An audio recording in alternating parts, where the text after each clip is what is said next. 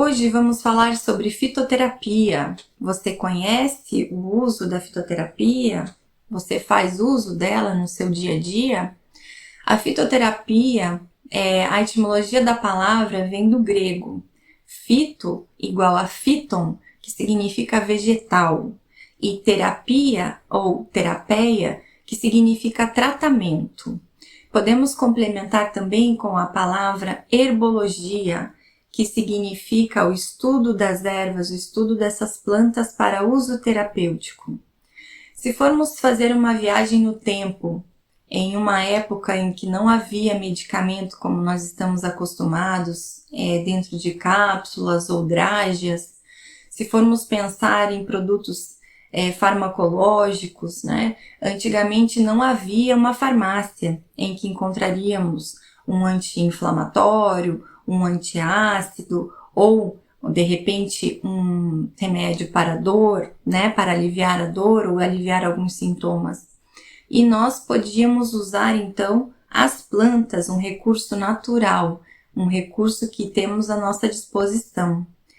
Quando pensamos em uso de fitoterapia, podemos fazer uma viagem até, vamos dizer, em 3000 a.C., com o uso da medicina ayurvédica na região do Rio Indo, né, que é a região da Índia. Podemos também falar sobre a medicina tradicional chinesa, que também faz uso da fitoterapia. Quem nunca ouviu falar no ghee medicinal, né, a manteiga ghee com uso para fins terapêuticos com ervas?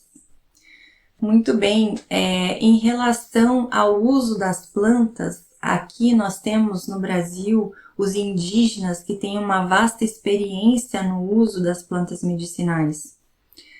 Em relação à quantidade da diversidade de espécies, o Brasil ele tem uma vasta flora e muitas possibilidades de plantas para usos terapêuticos. E cada planta com o seu fitoquímico, com os seus componentes específicos e os seus determinados usos terapêuticos. Nós, quando vamos fazer o uso da fitoterapia, utilizamos a planta na sua integralidade, não como a indústria farmacêutica ou a produção de medicamentos que isolam um componente químico. Nós aqui usamos a planta como ela está in natura, podendo ser ela inteira, folhas, caules ou até mesmo raízes, e usamos extratos secos, né, de acordo com a nossa necessidade, podemos fazer uso de determinadas partes dessa planta. E dentro dessa diversidade de espécies, podemos citar diversas ervas, como camomila, hortelã, erva cidreira, alecrim, diversas plantinhas com as suas qualidades, com os seus usos terapêuticos e as suas características. Quando falamos em formas de uso, essas plantas elas podem virar uma infusão, virando um chá.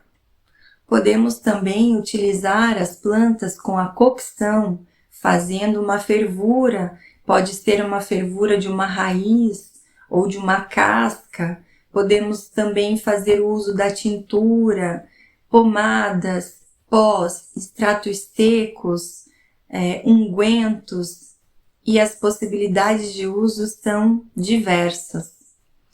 Podemos utilizar também as plantas, essas ervas, para banhos, para inalações, para escaldapés, macerados, cataplasmas. Ela é muito rica, né? A possibilidade de uso da fitoterapia é muito rica. Cabe ressaltar que o uso das plantas medicinais, ele exige um estudo, uma capacitação. Podemos pensar, o uso da fitoterapia é muito simples, né? É só fazer um chá e está tudo resolvido. Faz um chá de camomila, faz um chá de hortelã. Na verdade, essa forma popular de pensar nem sempre funciona. Nós temos diversas plantas que possuem fitoquímicos que são tóxicos e muitas vezes, se usado por tempo prolongado, podem causar problemas de saúde ou prejudicar um determinado órgão. Então, nós temos sim que nos atentar para esse cuidado no uso da fitoterapia. Sempre recomendamos que você busque um profissional competente, busque um terapeuta, um naturopata que tenha esse conhecimento no momento de usar essas plantas medicinais. Principalmente quando falamos de grupos específicos, né? Idosos, crianças, gestantes, existem restrições no uso de determinadas plantas para essas características de pessoas e também contraindicações. Além disso, quando uma pessoa faz uso de medicamento, o uso de determinadas plantas podem causar efeitos colaterais ou até mesmo interações medicamentosas.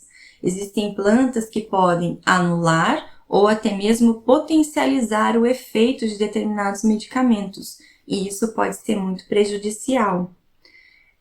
Então, cabe ressaltar que a fitoterapia, ela sim é complexa. Existem muitos componentes químicos dentro de uma só planta. Então, nós não podemos afirmar qual vai ser a reação desses componentes nas pessoas. Então, o que funciona para um não necessariamente funciona para o outro. E isso é realmente muito importante, né, lembrar.